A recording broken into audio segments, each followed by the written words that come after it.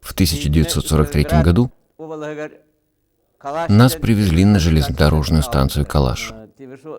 В последних боях Сталинградской битвы я воевал 1 месяц командиром орудия.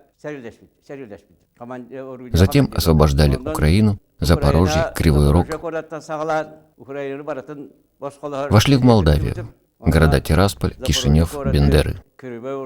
В 1944 году освободили Румынию, Болгарию.